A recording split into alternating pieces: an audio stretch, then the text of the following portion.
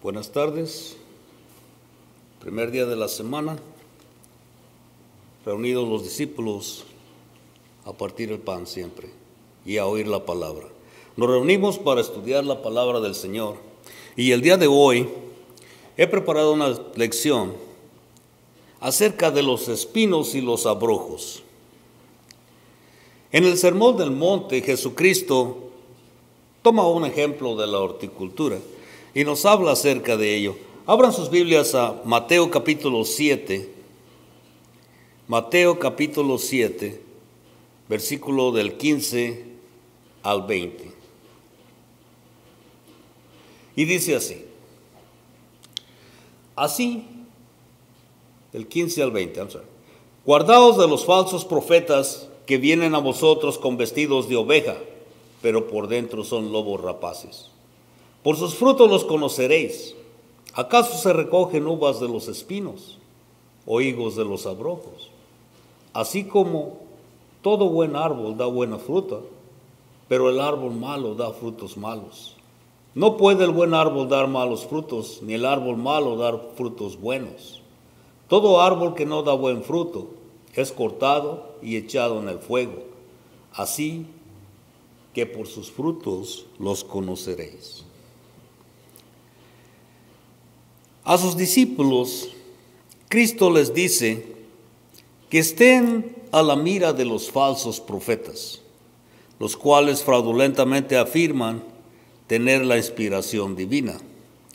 Pero si al exterior parecen ser maestros legítimos, ¿cómo se reconocen, pues? Como en el caso de un árbol, el fruto que se produce depende del interior. Un árbol, aunque sea grande, dará mal fruto si está enfermo por dentro. Así que mirando superficialmente al exterior del árbol no basta para justificar o para juzgar su índole. Un verdadero cristiano producirá un fruto comestible y útil, uvas e higos. Un falso cristiano producirá algo dañino, producirá espinos y abrojos que solo sirven para perjudicar. Lucas confirma que los malos frutos provienen del interior. Esto es manifestando una enfermedad interna. Vamos al libro de Lucas capítulo 6. Lucas capítulo 6, versículo 44 y 45. Porque cada árbol se conoce por su fruto, pues no se cosechan higos de los espinos, ni de las zarzas se vendimian uvas. El hombre bueno del corazón, o del buen tesoro de su corazón, saca lo bueno, y el hombre malo del mal tesoro de su corazón, saca lo malo. Porque de la abundancia del corazón habla la boca. De estos espinos estaremos hablando el día de hoy, al estudiar la palabra. En la famosa parábola del sembrador, una parte de la simiente cayó en tierra espinosa. Pero nos dice que pronto las plantas se ahogaron. Veamos en Mateo capítulo 13 y versículo 7. Mateo capítulo 13, versículo 7. Donde nos dice así. Y parte cayó entre espinos, y los espinos crecieron y la ahogaron. Y Jesús mismo explica el significado de esto. Si vamos al versículo 22, donde Jesús explica diciendo, el que fue sembrado entre espinos, este es el que oye la palabra, pero el afán de este siglo y el engaño de las riquezas ahogan la palabra y se hace infructuosa. Aquí nos explica que los espinos son de dos géneros. Primero, el afán de la vida. Y el segundo, el engaño de las riquezas. O una cosa o la otra nos pueden ahogar espiritualmente. El mayor peligro es el primero, porque a veces se preocupa uno demasiado por las necesidades diarias, así mostrando una carencia de fe en que Dios proveerá. Veamos el libro de los Filipenses capítulo 4. Filipenses capítulo 4 y versículo 6.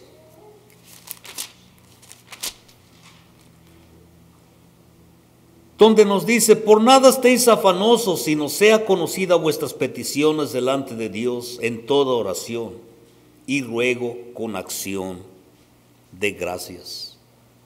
En otras palabras, Dios nos dice que confiemos en Él. Por otra parte, para los más adinerados, para aquellos que tienen dinero, el segundo riesgo es el más inminente. Si vamos al libro de Primera de Timoteo capítulo 6 y versículo 7.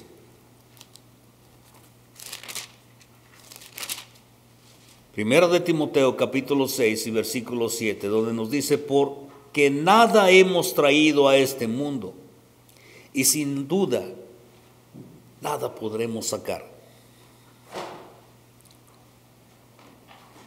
Sabemos bien que cuando nacimos traíamos nada. Y sabemos bien que al morir nos llevaremos solamente las obras que hayamos hecho. Un proverbio muy sabio nos dice, Proverbios capítulo 30, versículo 8 y 9. Leámoslo. Proverbios capítulo 30, versículo 8 y 9. Vanidad y palabra mentirosa aparta de mí. No me des pobreza ni riqueza. Manténme del pan necesario. No sea que me sacie y te niegue y diga: ¿quién es Jehová? O que siendo pobre hurte y blasfeme el nombre de mi Dios.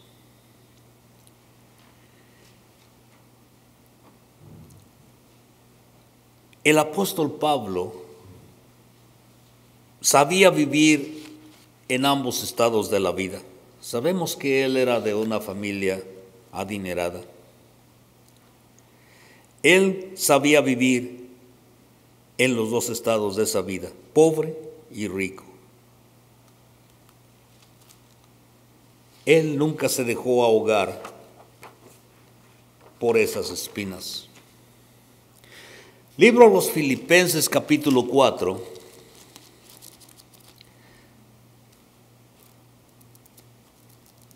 Filipenses capítulo 4, versículo 11 y 12.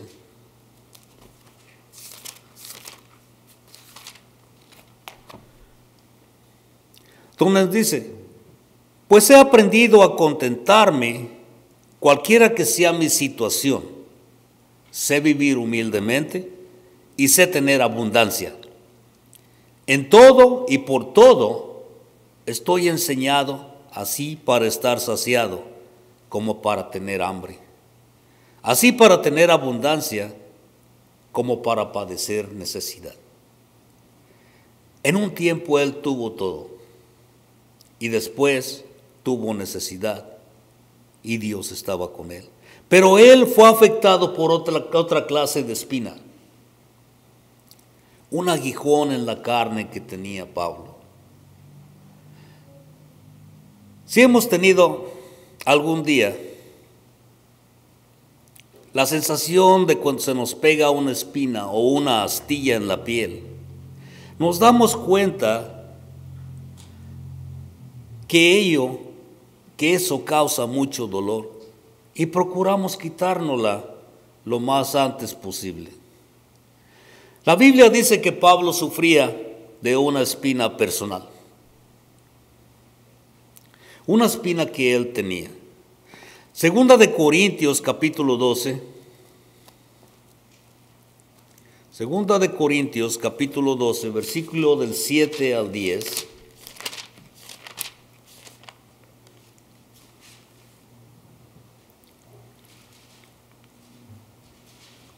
Y dice, y para que la grandeza de las revelaciones no me exaltase desmedidamente, me fue dado un aguijón en mi carne, un mensajero de Satán que me abofeteé, para que no me enaltezca sobremanera.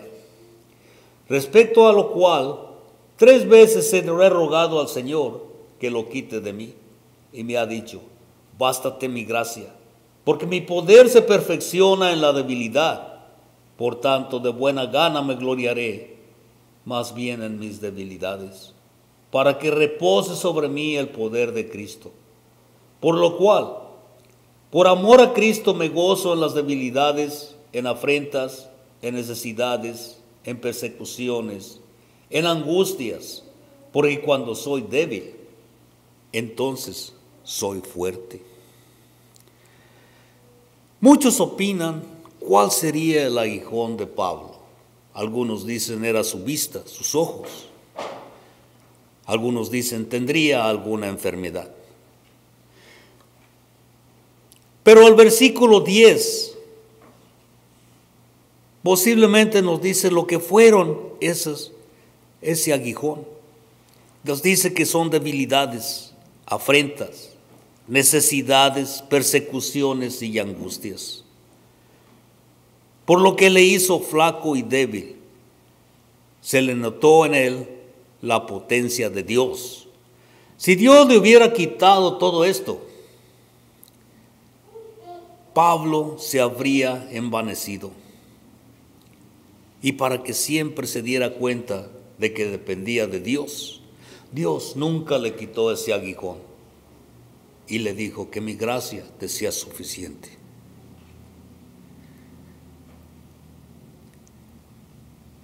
Fíjese que este aguijón es otra cosa de lo que estábamos hablando en Mateo 7. Es otra cosa de los espinos. El aguijón de Pablo era una espina en la carne. Los espinos de Mateo que hablábamos son del hombre interior. A los inconversos muchas veces las espinas se incrustan en el espíritu, además que en la carne. Un verdadero cristiano puede tener espinas alojadas en la carne, pero no le penetran hacia adentro.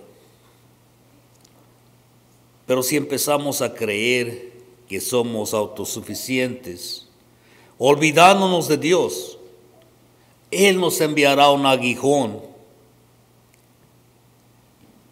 como enfermedades, persecución, la oposición o lo que sea. Porque entre más nos confiamos en nosotros mismos, más necesitamos de un aguijón para volvernos a la humildad. Y si uno lo permite, los espinos le pueden ser más que solamente una molestia. Y llegará a tener una vida bien enmarañada de espinos y distracciones mundanas, en otras palabras. Un alcohólico, por ejemplo, lucha contra las espinas de la carne por su dependencia química, pero además batalla en el espíritu, como su cuerpo anhela la satisfacción fugaz de la bebida. Asimismo, su alma ansía la gratificación momentaria del pecado, que es su vicio. Y ese vicio es un cardo que se pega y le cuesta trabajo quitárselo. Si tal persona llegara a obedecer el Evangelio de corazón, Dios le ayudaría a deshacerse de las espinas en el espíritu. Pero es posible que se queden púas en la carne y que el alcohol siempre le sea una tentación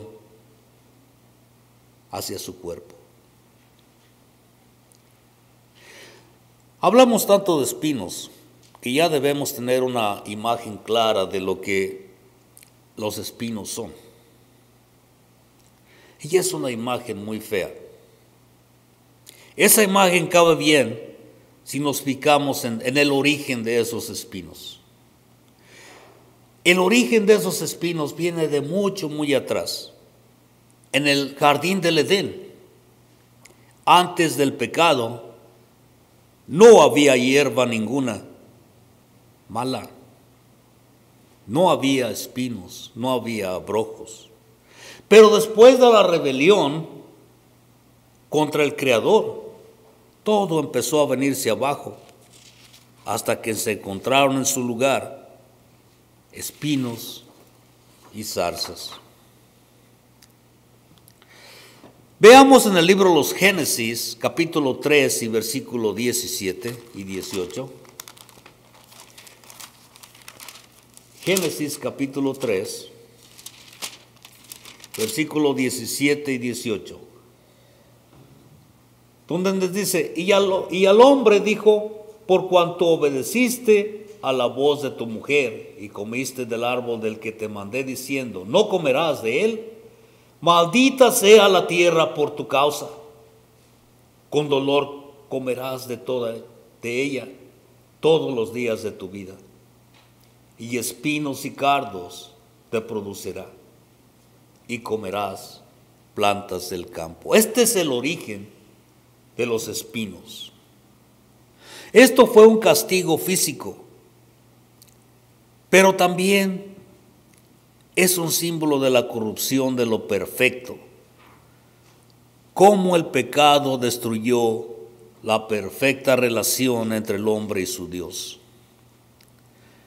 Los espinos arruinaron el paraíso, que antes fue como el abrojo, iba ahogando las buenas plantas de aquel mundo primitivo. Así es el pecado, la carcoma que va devorando lo bueno.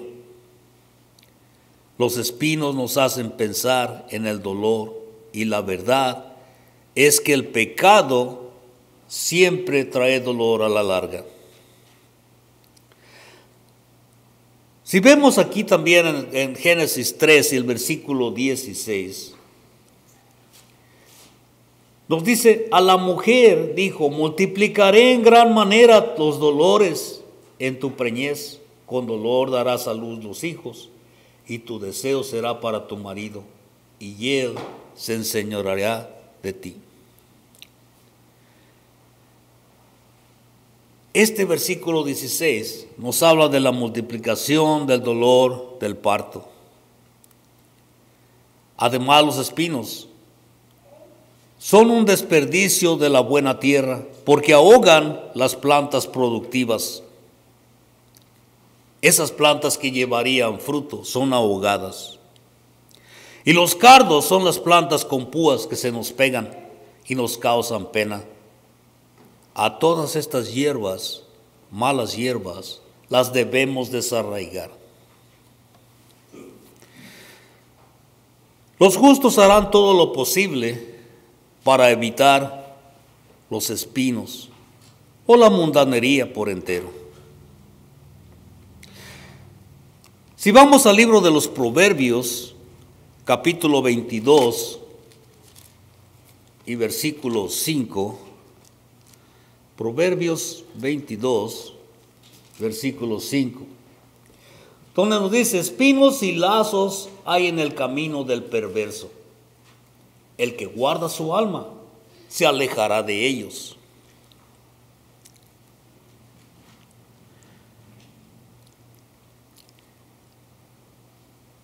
Isaías capítulo 5 nos habla de una viña que fue sembrada de buena semilla. Y fue labrada cuidadosamente. Pero no obstante que fue con buena semilla y fue labrada cuidadosamente, resultó que dio malo fruto. Isaías capítulo 55, no, capítulo 5 y versículo del 5 al 6,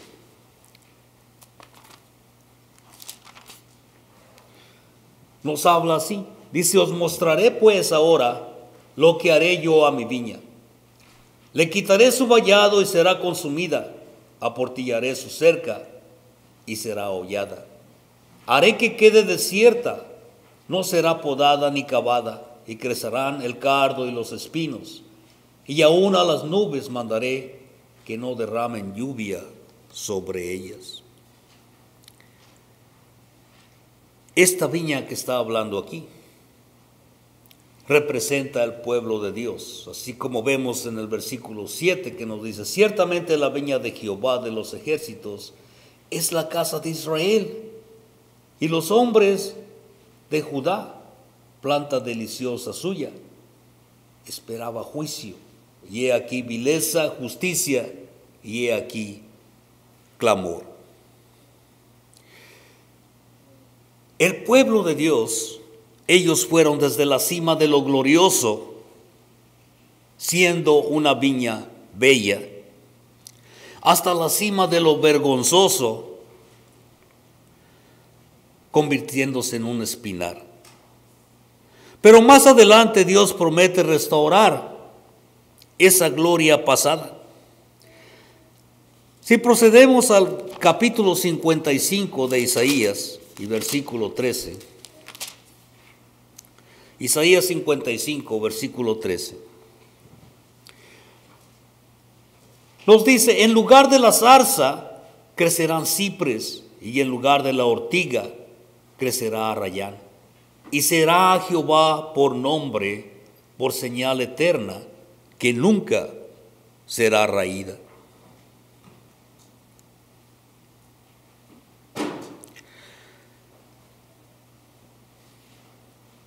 Dios promete restaurar la gloria de Israel. Isaías habla en una figura describiéndonos cómo es la experiencia de la salvación.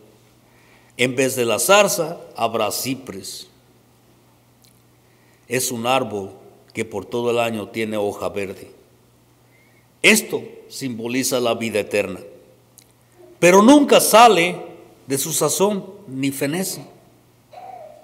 Dicen los versículos 10 y 11 del capítulo 55 de Isaías. Dice: porque como desciende de los cielos la lluvia y la nieve, y no vuelve allá, sino que riega la tierra y la hace germinar y producir, y da semilla al que siembra y pan al que come, así será mi palabra que sale de mi boca.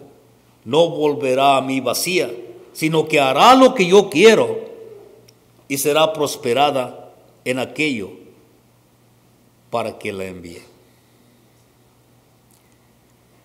La lluvia, la palabra de Dios, desciende para dar vida.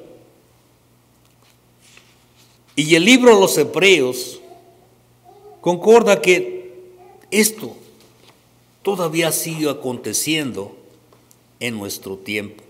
Si vamos al libro de los Hebreos capítulo 6, Hebreos capítulo 6, versículos 7 y 8.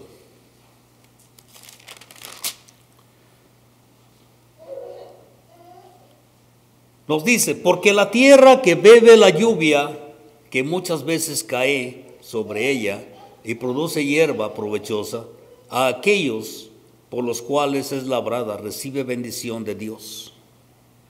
Pero la que produce espinos y abrojos es reprobada, está próxima a ser maldecida, y su fin es el ser quemada. La palabra de Dios es como la lluvia que cae del cielo para regar la tierra y hacerla fructuosa. Es esencial si esperamos llevar fruto. Las plantas desiertas como el nopal y la yuca frecuentemente tienen espinas y las asociamos con zonas áridas en que cae poca lluvia. Espiritualmente hablando, esto es lo que pasa también. ¿Acaso podemos ausentarnos siempre de los cultos, pasar por alto el estudio bíblico y todavía llevar buenos frutos. Si no tenemos sed de justicia, no sucederá. Mateo capítulo 5, versículo 6.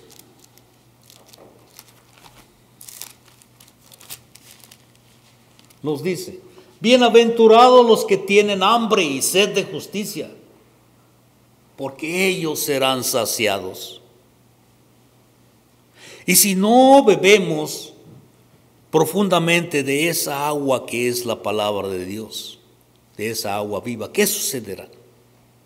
Seremos como arena en el desierto, secos. Libro de Juan capítulo 4, versículo 13. Juan capítulo 4, versículo del 13 al 15.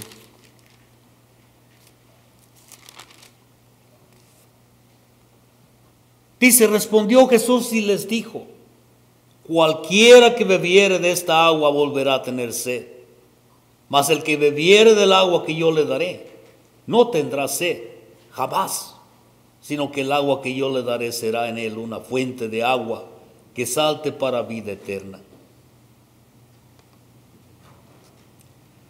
La mujer le dijo: Señor, dame esa agua para que no tenga yo sed, ni venga aquí a sacarla.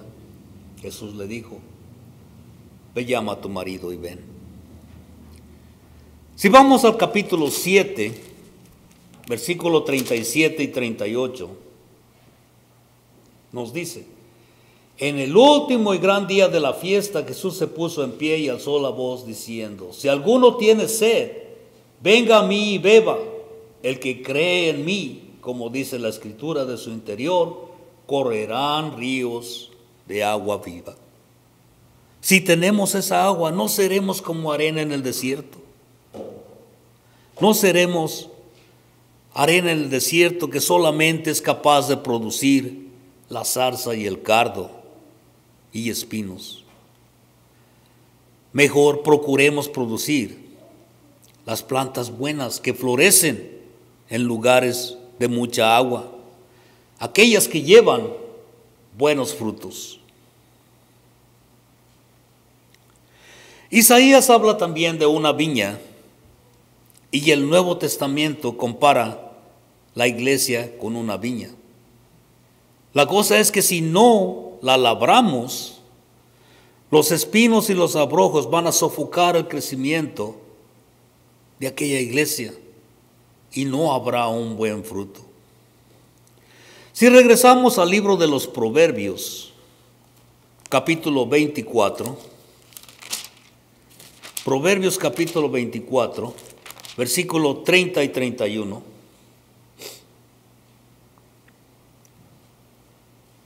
Nos dice: pasé junto al campo del hombre perezoso y junto a la viña del hombre falto de entendimiento. Y he aquí que por toda ella había crecido los espinos. Ortigas habían ya cubierto su faz, y su cerca de piedra estaba ya destruida. La cerca de piedra representa la salvación. Y fíjese que los dos pasajes que ya hemos visto de Isaías, se menciona la misma cerca de piedra. Dice que se había desbaratado y que toda la viña fue cubierta de espinos, que permitió que el pecado entrara e hiciera ese daño al pueblo de Dios. ¿Qué fue lo que sucedió? ¿Qué permitió que el pecado entrara y hiciera daño al pueblo de Dios? Quizás fue por su negligencia, su falta de entendimiento quizás. Si uno deja la desidia al cuidado de un jardín, vendrán las malas hierbas y ellas prevalecerán. hay que cultivar la tierra y arrancar los espinos. En la iglesia, los ancianos son los encargados de esto. Pero si no hay ancianos en la iglesia, ¿cuánto más deben los miembros estar activos y vigilantes hacia todo aquello?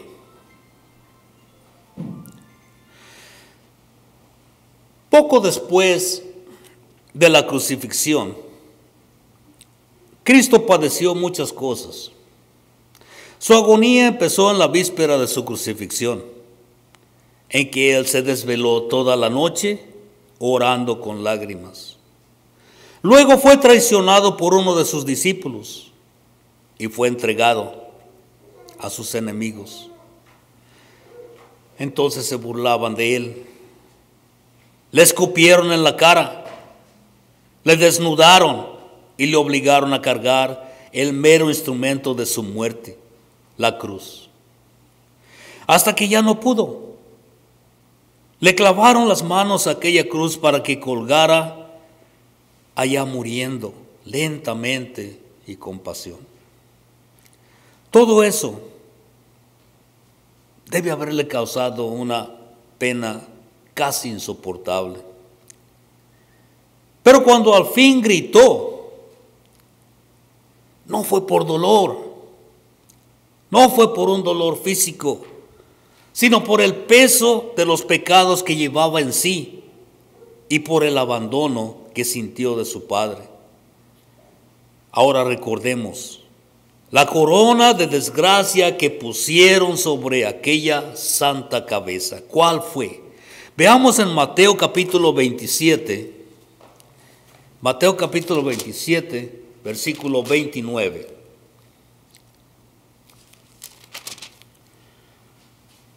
Dice, y pusieron sobre su cabeza una corona tejida de espinas y una caña en su mano derecha, e hincando la rodilla delante de él, le escarnecían diciendo, salve, Rey de los judíos. Sufriendo en la cruz, bajo un letrero que se burlaba de su título de rey, pues él en verdad era rey. Aún llevaba aquella corona de espinas, que tiene un significado doloroso, mucho más allá de lo que podemos imaginar. Representa todos los pecados del mundo. Todos los pecados del mundo entero que Cristo llevó en sí mismo. Por tanto, hay que aquilatar lo que hizo por nosotros. Que le aceptemos como el único Rey y Señor. Y que no nos burlemos de Él, prometiéndole cosas que no cumpliremos, llamándole ligeramente Rey. Mientras lo coronamos de espinos de nuestra propia desobediencia y deslealtad. Examinémonos, obedezcamos su palabra, no sea que algún día Él nos diga, como nos dice en Lucas capítulo 6, versículo 46. ¿Qué nos dice el Señor ahí? ¿Por qué me llamáis Señor, Señor, y no hacéis lo que yo digo?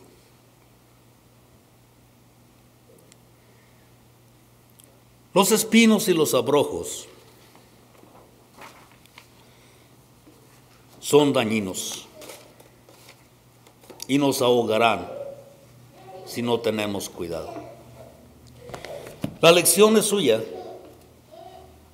Recapacitemos si no estamos en lo correcto y regresemos al Señor. Gracias. Número 55. El 5-5.